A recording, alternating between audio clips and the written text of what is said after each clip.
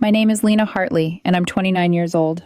For most of my life, competence has been my anchor. I work in cybersecurity consulting. Long hours, complicated systems, clients who don't understand why their totally safe setups are basically paper doors in a hurricane. I like structure. I like versions, proofs, logs. There's a comfort in knowing the exact second something changed, and why. For the last 18 months, I thought my relationship with Ryan Cooper belonged in that same category. Steady, mapped, predictable in a good way.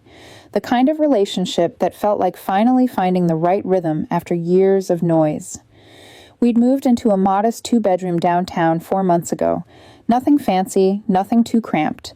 A place where I could imagine a future, or at least stability. Then came the message that cracked everything. It was a Tuesday afternoon, 2:15 p.m. I was in the middle of a client audit, half listening to a VP explain why their outdated firewall was probably fine. My phone buzzed. I glanced down, expecting something mundane. Ryan asking if we needed groceries, maybe sending a dumb meme. Instead, I saw, Ryan, don't freak out. I lost your laptop. My ex borrowed it for a project, and now she can't find it. I read it once, twice, a third time, because the words refused to form coherent meaning. Ex borrowed? Lost? My chest tightened, but everything around me stayed strangely quiet, as if my body knew to go still so my brain could process the absurdity. When I finally responded, the message typed itself. Me. What do you mean your ex borrowed my laptop? But before he replied, shock grew roots. That laptop, my personal HP Spectre, wasn't just a device. It held 3 years of private files, tax documents, encrypted archives, wallet backups, family photos, client notes. Nothing illegal, nothing dramatic, just everything that mattered. Why would he give that away? When Ryan finally answered, it didn't help. Ryan, she needed one for a presentation. Mine was glitching. You weren't home. I'm sorry, babe. Babe. The casual softness of the word dropped into something that felt like a betrayal, made my stomach twist. I reread his message again. A detail snagged. When had he done this? I waited. A bubble appeared, vanished, returned. Ryan. Like 5 days ago. She said she'd bring it back Sunday, but now it's missing. She's panicking. I'm really sorry. 5 days. He'd given my laptop, my property, to his ex-girlfriend 5 days ago, and only now was telling me because she'd lost it. Not misplaced, not delayed, lost. A quiet, cold hum filled me from the inside. In cybersecurity, we call that hum a threat response. The part of your mind that begins mapping every possibility before your emotions can catch up. I finished the client meeting on autopilot. By the time I left the office early and got home, the apartment felt different. Same walls, same furniture, same mild smell of laundry detergent, but sharper. The silence pressed against me. Ryan wasn't home yet. He had a client dinner across town. I sat at the kitchen table and stared at the message thread. The refrigerator hummed, an annoying reminder that some things at least still worked the way they were supposed to. Why hadn't he asked me first? Why hadn't he told me sooner? And of all people, why her? I'd heard the name Marissa Hale before, Ryan's ex of 2 years. A woman who worked in marketing or advertising, something creative, he'd said vaguely, as though the specifics didn't matter. They'd broken up 8 months before Ryan and I met. He told me they'd ended amicably, no hard feelings, just different paths. I'd never met her, never had a reason to. I trusted him. Until today. I opened my tracking dashboard, a habit I'd developed early in my career. Prey installed on every device I owned. I entered my login, and there it was. Last ping, Saturday, 3:47 p.m. Location, a residential luxury complex 20 minutes away. The tension in my chest shifted, no longer sharp, clear. Marissa hadn't lost anything. I screenshot everything. Location, timestamp, device ID, then pulled up Street View. The building was sleek, modern, expensive. The kind of place someone with stable income and good credit lived. Not the kind of person who borrowed laptops from ex-boyfriends. Something was off, deeply off. I needed context, so I called the one person who would give me a straight answer. Officer Danielle Ruiz picked up on the second ring. We'd gone to college together before she joined Metro PD. She wasn't a detective, but she understood procedure better than anyone. Lena, what's up? I hesitated, then told her everything. Ryan giving my laptop away, the 5-day delay, the tracking ping, the silence from Marissa. She didn't interrupt. When I finished, there was a pause. Okay, she said. First question, do you have proof it's your laptop? Serial number, receipt? Yes. And evidence of where it last pinged? Yes. And text showing you've asked for it back? Working on that. Her voice became crisp, procedural. Lena, that's theft if she's refusing to return it. Over $1,000? That's felony territory. Get everything in writing. Tell her clearly you want it back.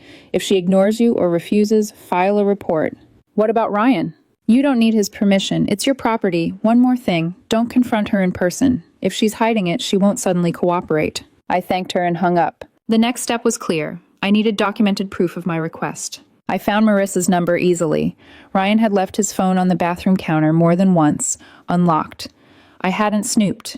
He just wasn't careful. Me. Hi, Marissa. This is Lena, Ryan's girlfriend.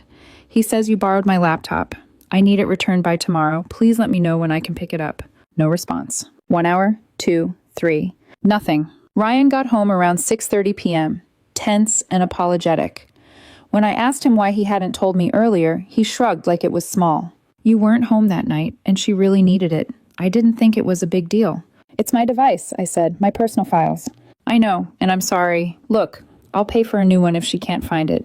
It's not about the money, Ryan. He looked confused, like he genuinely couldn't understand why this mattered so much. We ate in tight silence. He left early for bed.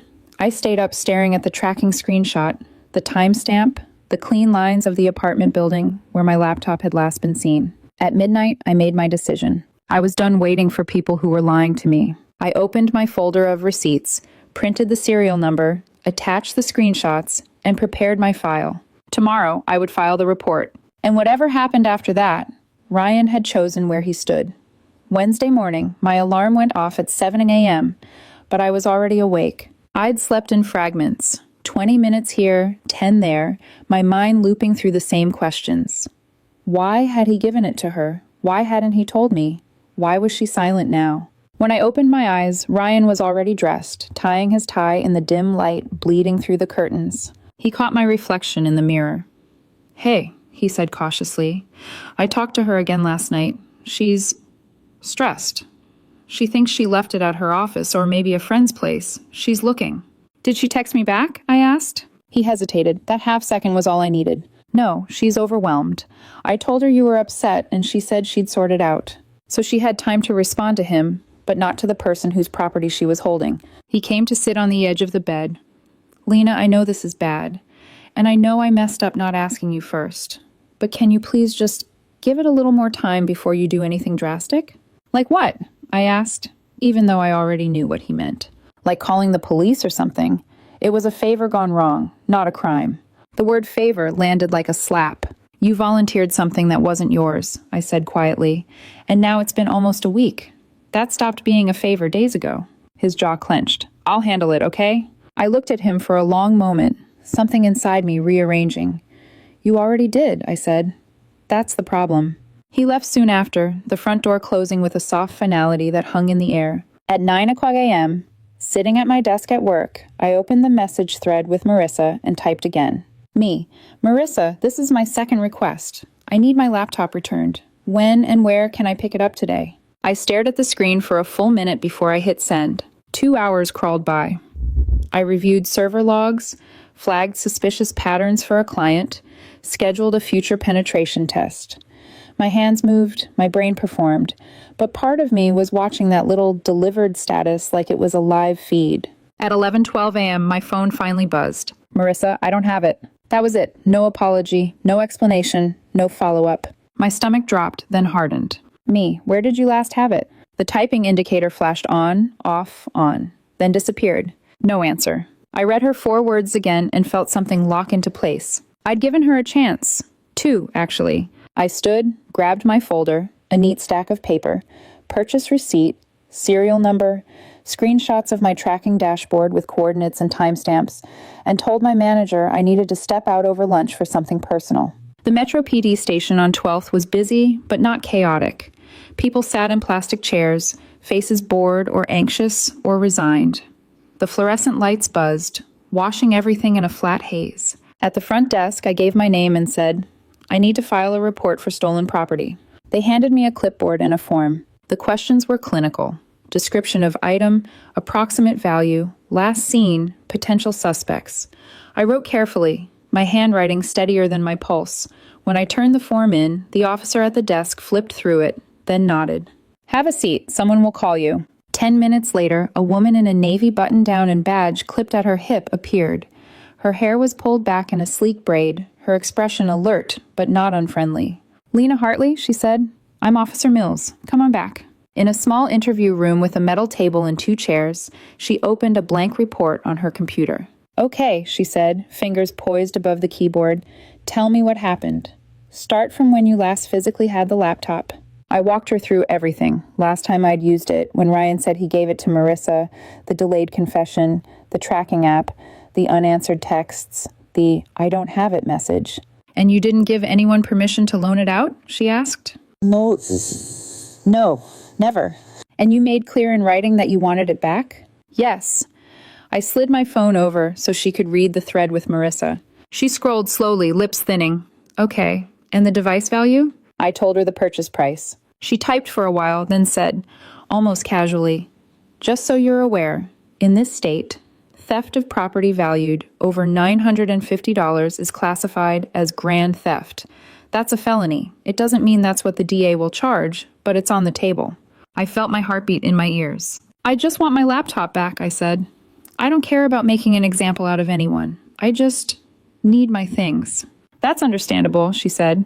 But once you file, the case belongs to the state. We follow evidence and procedure, not feelings. You're the victim here. We'll treat you like one. She took my receipt, photocopied it, had me write the serial number again on the form. I gave her the screenshots with the location. She attached them to the report. Do you have any reason to believe she sold it? She asked. I don't know, I said. She lives in a nice building. It's not like she was desperate for cash. But she's lied at least once, saying she doesn't have it when my tracker says it's been at the same place for days. Officer Mills nodded. We'll run the address. If it's registered to her or we can tie her to it, we'll go make contact. We'll also see if she has any prior history. That can affect how aggressively this is pursued. The phrase prior history lodged in my brain like a hook. What if she says it's just a misunderstanding? I asked. That she forgot or she meant to bring it back? Then we ask why it hasn't moved locations in days, she said dryly. Look, sometimes people panic and double down instead of doing the right thing. That's their choice. Yours is to protect your property. You've done everything by the book. She printed the report, had me read it, sign at the bottom. Keep your phone nearby, she said as she walked me back toward the lobby. We may need more information. And if she contacts you, don't threaten her. Don't negotiate. Just document everything and let us handle it. I stepped out into sunlight that felt too bright. It wasn't even 1:00 p.m., but I felt like the day had doubled in length. On the drive back to work, my mind kept replaying Ryan's face that morning. The way he'd said don't do anything drastic like protecting my belongings was some wild overreaction. I hadn't texted him from the station. I didn't tell him I'd filed the report. Part of me knew he would see it as a betrayal. The twisted irony of that made my chest ache. When I got home that evening, the apartment smelled like takeout. Ryan had spread Chinese containers across the counter like peace offerings. He turned, hopeful. Hey, he said, I got your favorite. Orange tofu, extra broccoli. Thought we could just decompress tonight. I hung my keys slowly. Did she text you? I asked. His expression flickered. She's still looking. She swears she doesn't know where it is. I told you. She texted me, I said. He froze. What did she say? She said she doesn't have it. He ran a hand through his hair, already annoyed. Okay, so maybe she left it somewhere. Mistakes happen. She probably feels terrible. Can you not make this worse by assuming the worst about her? I stared at him. You do realize you're asking me to assume the best of a woman I've never met who's hiding behind you, instead of trusting my own eyes and my own data. He opened his mouth, then closed it. I'm just saying, he tried again. She's not some criminal, Lena. She's a good person who screwed up. You're very sure about that, I said softly. Funny how you're willing to extend that certainty to her, but not to me. He dropped his gaze, fiddled with a chopstick wrapper. You're blowing this out of proportion. I almost laughed. Grand theft, felony territory, prior history. Maybe, I said. We'll see. He frowned. What does that mean? I thought about telling him right then that a report was already filed, that his ex name was now attached to an incident number in the Metro PD system. I thought about the way his shoulders would stiffen, his eyes would harden, who he'd side with. I swallowed the urge. It means, I said carefully, I'm done pretending it's not serious. He scoffed. It's a laptop. No, I said, it's a line, and you already crossed it. His jaw tightened. You know what? Eat if you want. I'm not doing this right now. He grabbed his keys and walked out. The door slammed. The picture frame nearest the hallway shuddered, tilting slightly askew. I stood in the suddenly quiet kitchen, surrounded by containers of food that smelled like someone else's life. On the counter, my phone buzzed. A notification from the email confirmation of my police report, assigning it a case number. I stared at that number for a long time. I thought I was just filing paperwork. I didn't know then that it was the first crack in the life I thought I had. Thursday morning felt deceptively normal. The sky was a clean, winter blue. Cars hummed outside my window. Someone in the building across from ours was overwatering their balcony plants again. If you looked through the glass, you might have thought this was a day that would pass without consequence. But inside my phone, inside the Metro PD system, everything was already shifting. At 10:22 a.m., as I was reviewing a client's endpoint security logs, my phone rang. Unknown number, local area code. I answered immediately. Hello? Ms. Hartley? This is Officer Ruiz with Metro PD. I'm following up on your stolen property report. A breath of something like relief escaped me. Hi, Danielle. We attempted contact at the address your tracking showed. The apartment is leased to a Marissa Hale. Your description matches. She wasn't home when officers arrived, but we left a notice. I didn't speak. I knew enough to wait. There's more, Officer Ruiz continued. When we ran her name, we found an active warrant in the system. I sat up straighter. A warrant? Failure to appear, she said. Related to a 2-year-old theft case. Retail theft, small, but still a charge. She skipped court. The warrant's been dormant, but now that officers made contact through your case, it's active again. My throat tightened. So what happens now? We flagged her as a priority if she's stopped or contacts law enforcement. Separate from your case, but I thought you should know the kind of person you're dealing with. We're still working to recover your laptop. Thank you, I said quietly. Please keep me updated. We will. Talk soon. When the call ended, I sat completely still. Marissa had an active warrant for theft. Ryan had insisted she wasn't some criminal. The universe had responded with paperwork. I stared at my computer screen, lines of code, logs, timestamps, but none of it seemed to matter. I felt hollow and hot at the same time. Around lunch, I went home. I didn't even know why, just that my apartment suddenly felt like the place I needed to be to absorb all this. Ryan walked in 30 minutes later, cheeks flushed, breath short, like he'd run instead of driven. His phone was in his hand. Lena, he said, voice tight, I just got a call from Marissa. I set my mug down carefully. And?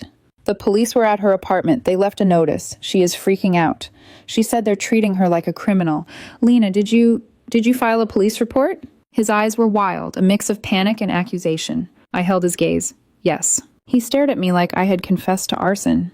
Oh my God, he said, you actually did it. You gave my laptop away, without permission, and she refused to give it back. She didn't refuse, he shouted. She lost it. Then why did my tracker show it sitting in her building for days? I asked.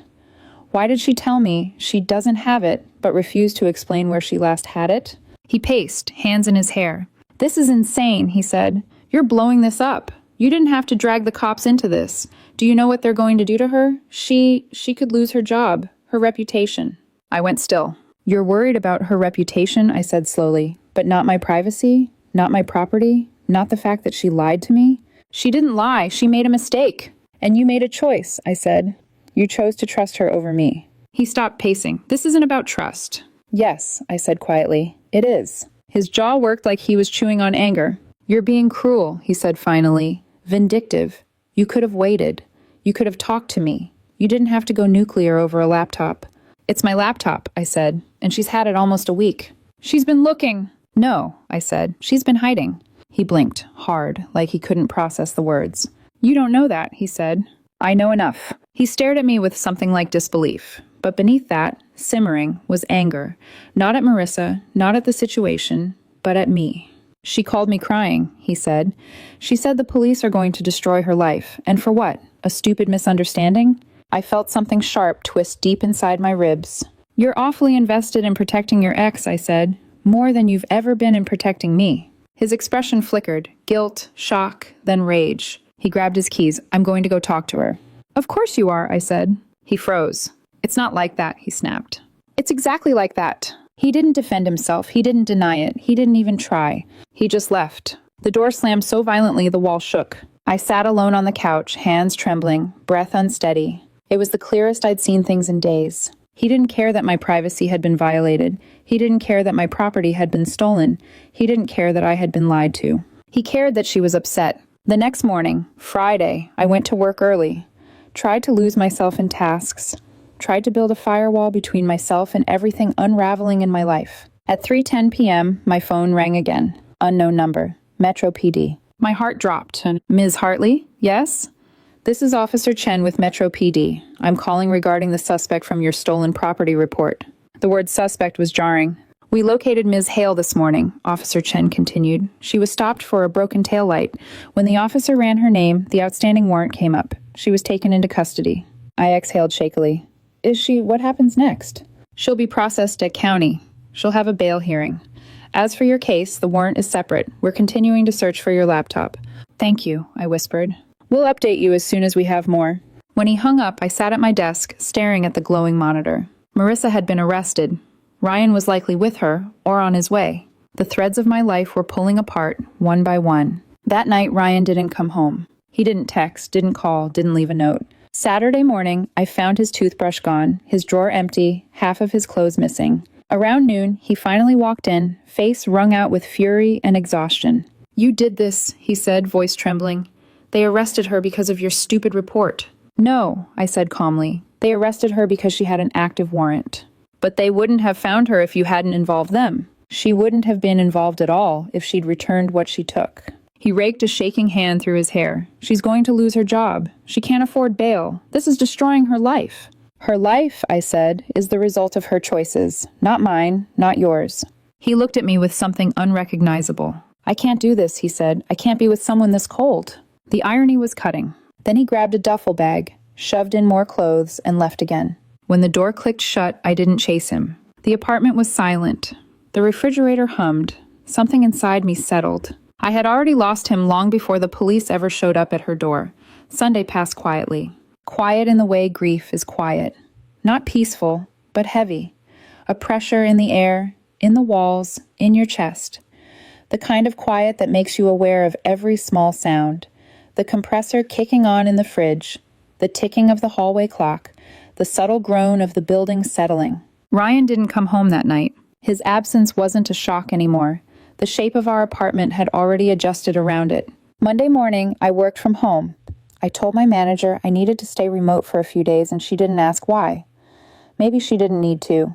Maybe the tremor in my voice gave everything away. Around 11:40 a.m., my phone rang. Unknown number. Metro PD. My heart thudded once. Solid, final. Hello? Ms. Hartley? Officer Chen here. We have an update regarding your stolen property. I stood slowly, bracing a hand on the back of a chair. We executed a search warrant this morning at the residence of Ms. Hale. A beat, a breath. And we located your laptop. The air around me sharpened. Where? I whispered. In her bedroom closet, he said. Inside a backpack. It was covered by a stack of clothing and several pairs of shoes. Hidden intentionally. My hand tightened around the phone. So she had hidden it. For days. While telling Ryan she was looking everywhere, while telling me she didn't have it, while letting him defend her, while letting him tear our relationship apart, trying to shield her. Hidden, in her closet. Is it intact? I asked, barely able to form the words. Yes. Looks like she attempted a factory reset, but was blocked by a BIOS password. I closed my eyes for a second. Relief and fury collided inside my chest. We photographed everything, documented the scene, seized the device for processing. You'll get it back within a few days, after evidence logging. I swallowed. And the charges? The DA is reviewing felony theft, property over $950, plus intent to conceal. She still has the older warrant as well. I'll keep you updated. Thank you, I said, though my voice came out thin, unstable. We're glad we could recover it, he said gently. Talk soon. When the call ended, I stood motionless in the center of the kitchen. She had hidden it, not forgotten it, not misplaced it, not loaned it to a friend, not panicked and acted irrationally. Hidden it, on purpose. My hands were shaking when I texted Ryan. Me. The police found my laptop. It was hidden in her closet, in a backpack under clothes. The typing indicator popped up instantly. Ryan. What? That doesn't make sense. Me. It was hidden, not lost. They documented everything. Long pause. 3 dots. Disappear. Return. Disappear. Then finally, Ryan. There has to be another explanation. Why would she do that? I exhaled a laugh that wasn't a laugh. Me. I don't know, Ryan. Maybe ask her. Another long silence. Then, Ryan. I need to talk to her myself. Me. She's in jail, remember? This time the dots never returned. I set my phone down and pressed both palms to the counter, letting the cold granite ground me. The apartment was too quiet, but I didn't turn on music. The silence felt honest for the first time in days. By late afternoon, I still hadn't heard back from him. By evening, still nothing. By night, the absence of messages was itself an answer. I made myself dinner, not because I was hungry, but because doing something methodical felt like stitching myself back together. Boil water, measure pasta, slice vegetables, sauté, season, plate. Small tasks, things I could control. At 9:17 p.m., my phone buzzed. I froze. A message from a number I didn't recognize. Michelle. Hey, Lena, this is Michelle. I'm friends with Ryan and Marissa. Ryan asked me to grab some of his stuff. He said he'll contact you later. I stared at the screen, heart thudding. So he couldn't even come himself. He sent her. I typed slowly. Me. His things are by the door. Tell him there's no need to contact me. She responded immediately. Michelle, he's really upset. He said the cops are blowing everything up and you could have handled it differently. Handled it differently? I should have been furious. Instead, I felt nothing, or something close to it, the numb clarity that comes after every emotional bridge has already burned. Me. Please just pick up the items. I'm done with this conversation. Michelle didn't reply again. 15 minutes later, I heard the knock. A woman's voice murmured a quick thanks through the door before footsteps retreated down the hall. I didn't open it. I didn't care. Tuesday morning, I woke before dawn. The apartment felt wider somehow, like a space that had finally exhaled. I made coffee, sat at the kitchen table, and stared at the empty chair across from me. The one Ryan used to occupy, scrolling through his phone, saying vague things like, "We should try that new place downtown," or, "I'll fix the towel bar later." I waited for sadness to rise. It didn't. What rose instead was a quiet certainty. He had chosen the other side, not accidentally, not out of confusion, but deliberately. He had stood between me and the truth and called me cruel for refusing to be lied to. At noon, Officer Chen called again. "Good news," he said. "The laptop has been logged as evidence and cleared. You can pick it up any time tomorrow." Relief loosened some tight knot inside me. "Thank you," I said, and I meant it deeply. "We'll keep you informed about the charging decision," he added. "It looks straightforward." "Straightforward," I repeated softly. After the call, I sat for a long time in silence, processing, untangling. Then I did something that surprised even me. I opened my laptop, the work one, and searched for apartments closer to my office. Studios, mostly. Small, but efficient. Clean lines, good lighting, decent security access. A fresh start didn't need to be loud or dramatic. Sometimes it just needed to be yours. And for the first time in 2 weeks, the future didn't feel like a threat. It felt like a hallway with a door at the end. And I finally knew how to walk toward it. Wednesday morning, I woke before my alarm. Not from anxiety this time, not from looping questions, or from checking my phone 100 times to see if Ryan had finally said something real. I woke from a stillness I hadn't felt in weeks, the kind that follows a storm, when everything is stripped down to what's honest and undeniable. By noon, I was standing inside the evidence release office at Metro PD. The clerk, a man with a buzz cut and a badge clipped to his shirt pocket, handed me a form to sign. Then he disappeared into a back room lined with numbered shelves. When he returned, he set my laptop on the counter. My breath caught. There it was. Same brushed metal finish, same faint scratch on the lid from when I dropped my keys on it one morning. For a moment, I didn't move. I just looked at it, this object that had somehow become the fault line of my entire life. "You'll want to change all your passwords," the clerk said, not unkindly, "just in case." "I already planned on it," I said. He nodded and handed me the case file envelope. "If the DA adds additional charges, you'll be notified." "Thank you," I said softly, "for everything." Back in my car, I placed the laptop gently in the passenger seat as if it were something fragile, or maybe because I finally remembered that I was. When I got home, I set it on the kitchen table and opened it. BIOS password held, encrypted folders untouched, files exactly as I left them. It was almost anticlimactic, the way something returns to you after you've braced yourself for the worst. Then my phone buzzed. Ryan. The name lit up on my screen like a warning. I stared for a long moment before opening the message. Ryan. They charged her. Misdemeanor theft. She's on probation for 2 years. She owes over $2,000 in fines and restitution. I exhaled slowly, calmly. Me, I see. Seconds later. Ryan. Do you realize what you did to her? Her job let her go. She's scrambling to find something. Her life is wrecked. Are you happy now? There it was, the anger he'd been storing, sharp and unchecked. I typed with steady fingers. Me. I filed a report for my stolen property. That is all I did. Ryan. She didn't steal it. She made a mistake. Me. She hid it in her closet. That's not a mistake. That's intent. He didn't respond for a full minute. Then, Ryan. I can't believe I ever thought you were a compassionate person. A low, cold grief passed through me. Not because his words hurt, but because they revealed exactly who he had become to me. Or maybe who he had been all along. Me.